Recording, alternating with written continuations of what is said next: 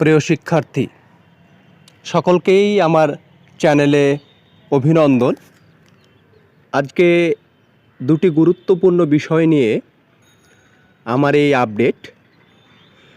এক হচ্ছে বিহারের পাটনা হাইকোর্টে থেকে আসা আপডেট, আর একটা হচ্ছে এনসিটি থেকে একটা আপডেট উঠে এসছে। এই দুটো আপডেট নিয়ে আজকে আলোচনা হবে। তোমরা যারা একদমই নতুন আমার এই চ্যানেলে, অবশ্যই চ্যানেলটিকে সাবস্ক্রাইব করে পাশে থাকবে, যাতে করে এনআইএসডিএলএড সম্পর্কিত সমস্ত ধরনের ভিডিও তোমরা সবার আগে পেতে পারো। তো প্রথম যে বিষয়টা রয়েছে, দেখো আমি ধরে ধরে এক এক করে আলোচনা করব। যে আমরা একটা নিউজ কাল থেকেই দেখতে পাচ্ছি যে বিহারের যে পাটনা হাইকোর্ট রয়েছে সেখান থেকে একটা বড় ধরনের আপডেট উঠে এসেছে। সেই আপডেটটা হলো এই: বিহারে যে সমস্ত শিক্ষক আনট্রেন্ড রয়েছে, অর্থাৎ চাকরি করছিল অথচ আনট্রেন্ড ছিল, সেই সমস্ত শিক্ষক যারা আগস্ট মাসের 2021 সাল, আগস্ট মাসে 2021 সালের আগে বিভিন্ন জায়গা থেকে, সেটা এনআইএসডিএলএড হতে পারে, তাদের যে ডিএলএড কোর্স রয়েছে সেটা কমপ্লিট করেছে, এবার সেটা হতে পারে এনআইএসডিএলএড থেকে করা 18 মাসের কোর্স থাকলেও তারা গ্রহণযোগ্যতা পাবে। তাহলে বলে রাখি, তোমরা যারা বলছিলে যে এনআইএসডিএলএড যারা চাকরি করছে ডিএলএড থেকে, এনআইএস থেকে ডিএলএড করে তাদের চাকরি চলে যাবে, তাদের বলে রাখি যে তাদের চাকরি যাবে না। কেননা বিহারের পাটনা হাইকোর্টে একটা ভালো সিদ্ধান্ত নিয়েছে। পরবর্তীতে বিভিন্ন যে কোর্টগুলো রয়েছে, হাইকোর্টগুলো রয়েছে, সেখান থেকেও এই ধরনের সিদ্ধান্ত উঠে আসবে যে যারা অলরেডি চাকরি করছে তাদের চাকরি যাবে না, কিন্তু পরবর্তীতে বিভিন্ন অনগোয়িং প্রসেসের ক্ষেত্রে এনআইএসডিএলএড শিক্ষার্থীরা থাকবে কি না সেটা ডিপেন্ড করবে পরবর্তীতে সুপ্রিম কোর্টের রায় পরিবর্তন হলে। তাহলে একটা জিনিস স্পষ্ট, যে এনআইএসডিএলএড থেকে যারা ডিএলএড করে অলরেডি চাকরি করছে তাদের চাকরি যাওয়ার কোনো সম্ভাবনা থাকছে না। তারা এ বিষয়ে নিশ্চিত থাকতে পারো যে তাদের চাকরি যাবে না।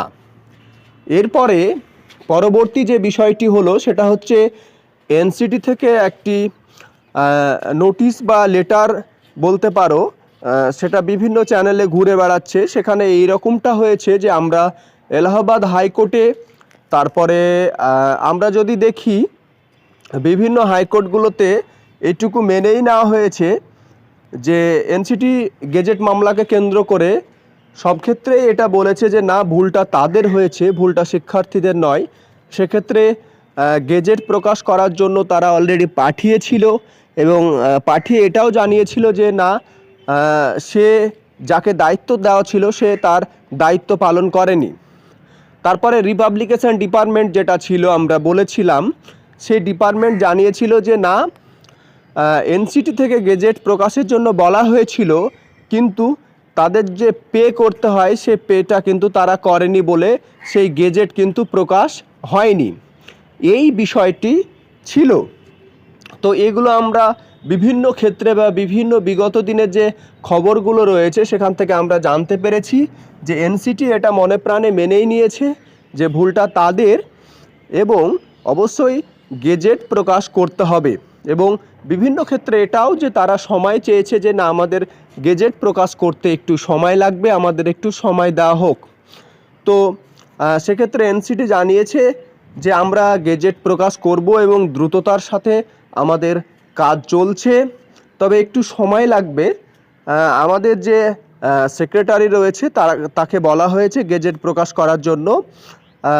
অবশ্যই এনআইএসডিএলএড শিক্ষার্থীদের মান্যতার জন্য গেজেট প্রকাশের কাজ খুব দ্রুততার সাথে চলছে এবং গেজেট প্রকাশ হবে। আমরা জানি যে এই গেজেট যদি প্রকাশ না হয় তাহলে এনআইএস থেকে ডিএলএড করা শিক্ষার্থীদের কোনো কিছুই হবে না। সুপ্রিম কোর্টে রিভিউ পিটিশনে গিয়েও তারা জিততে পারবে না। বিভিন্ন কোর্টগুলোতে গিয়ে একইভাবে লাঞ্ছিত বঞ্চিত হচ্ছে এনআইডিএলের শিক্ষার্থীরা। সেক্ষেত্রে যেটা একান্ত গুরুত্বপূর্ণ সেটা হচ্ছে এনসিটি দ্বারা প্রথমে গেজেট প্রকাশ করতে হবে, গেজেটের জন্য লড়াইটা হোক, এই বিষয়টা মাথায় রাখতে হবে। আর এনসিটি যদি গেজেট প্রকাশ করে দেয় তারপরে থেকেই কিন্তু এনআইডিএলএড সুপ্রিম কোর্ট দ্বারা ভ্যালিড হয়ে যাবে এবং বিভিন্ন চাকরি পরীক্ষার ক্ষেত্রে এনআইডিএলএডদের আর কোনো দ্বিধাদ্বন্দ্ব থাকবে না। এই দুটো বিষয় একটা বিহারের পাটনা হাইকোর্টের খুব গুরুত্বপূর্ণ আপডেট। এটা এনআইডিএলএড শিক্ষার্থীদের জন্য যে তারা চাকরি তাদের থাকছে, তাদের হারাচ্ছে না। আর দ্বিতীয় বিষয় হচ্ছে এনসিটি গেজেট প্রকাশের জন্য বারবার বলছে, কিন্তু বিলম্ব কেন করছে দেখা যাক এবার কি হচ্ছে, কথার খিলাফ হচ্ছে না কথা থাকছে, সেই দিকে আমরা চোখ রাখবো। এবং আমরা পাপ্পু স্যারের যে লাইভ বা বিভিন্ন খবরের মাধ্যমে জানতে পারছি 27 তারিখের পরে এনআইডিএলের শিক্ষার্থীদের বিভিন্ন ধরনের আপডেট আবার উঠে আসবে। এই পর্যন্তই ছিল। তবে একটা কথা বলে রাখি যে সরকার যদি সদিচ্ছা দেখায়, সরকার যদি এনআইডিএলদের প্রতি সহমর্মিতা দেখায়, তাহলে কিন্তু এই ব্যাপারটা আরও অনেক সহজ হয়ে যাবে।